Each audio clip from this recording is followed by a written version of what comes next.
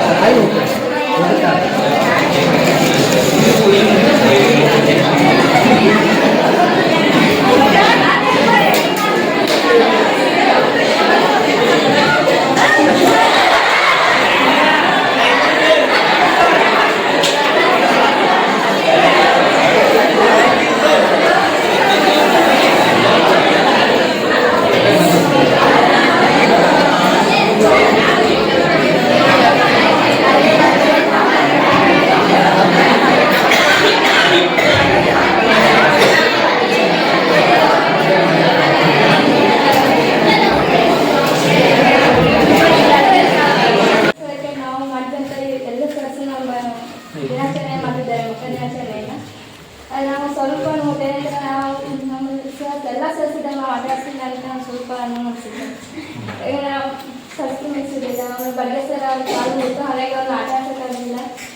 ನಮ್ಮ ಕುದ್ದು ಕಟ್ಟೋದು ಆಚರಣೆ ಮಾಡ್ತಿದ್ವಿ. ಅದರಲ್ಲಿ ಅನೇಕ ಭಿನ್ನಪಟ್ಟಿದ್ದಾರೆ ಇದನ್ನು ಕೊಡುವುದಿಲ್ಲ.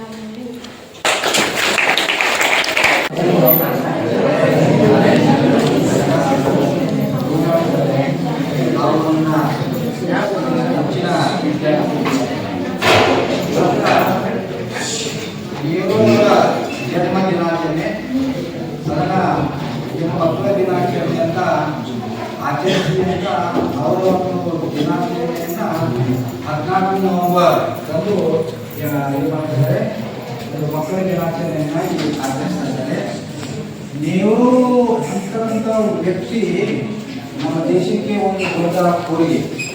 ಸ್ವಾತಂತ್ರ್ಯ ಬರಬೇಕಾದ್ರೆ ಅವರ ಕೊಡುಗೆ ಅತ್ಯಂತ ಪ್ರಮುಖವಾದದ್ದು.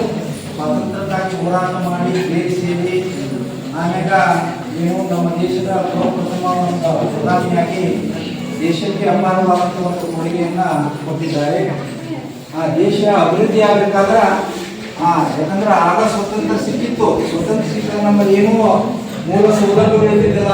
ಎಲ್ಲವನ್ನ ಕೂಡಿಸಿಕೊಂಡು ಅದರ ಒಂದು ದೇಶದ ಆರ್ಥಿಕತೆಯ ಮುನ್ನಡೆಗೆ ನೆಹರೂರವರ ಏನೋ ಕಾರ್ಯಗಳು ಬಹಳ ಏನಂದ್ರೆ ಸ್ಮರಣೀಯ. ಅದೇ ರೀತಿಯಾಗಿ ಅವರು ಸಾಹಿತ್ಯಕ್ಕಾಗಿ ಸಾಕಷ್ಟು ಕೊಡುಗೆಯನ್ನು ಕೊಟ್ಟಿದ್ದಾರೆ. ಏನಂದ್ರೆ ನಮ್ಮ ಇಂಗ್ಲಿಷ್ ಸಾಹಿತ್ಯ ನಮ್ಮ ಇಂಡಿಯನ್ ಇಂಗ್ಲಿಷ್ ಲಿಟ್ರೇಚರ್ ಬೆಳವಣಿಗೆ ಆಗಬೇಕಾದ್ರೆ ನೆಹರು ಅವರ ಕೊಡುಗೆ ಏನಾಯ್ತ discovery of India, glimpses of world history ಅಂತಕ್ಕಂಥ ಅನೇಕ ಪುಸ್ತಕಗಳನ್ನ ಬರೆಯಲು ಅದರ ಇಂಗ್ಲಿಷ್ ಸಾಹಿತ್ಯಕ್ಕೆ ಸಾಕಷ್ಟು ಕೊಡುಗೆಯನ್ನು ಅವರು ಏನು ಮಾಡ್ತಾರೆ ಕೊಟ್ಟಿದ್ದಾರೆ. ಅವರು ಸ್ವತಂತ್ರ ಸಂಗ್ರಾಮದಲ್ಲಿ ಜೈಲು ಸೇರಿದಾಗ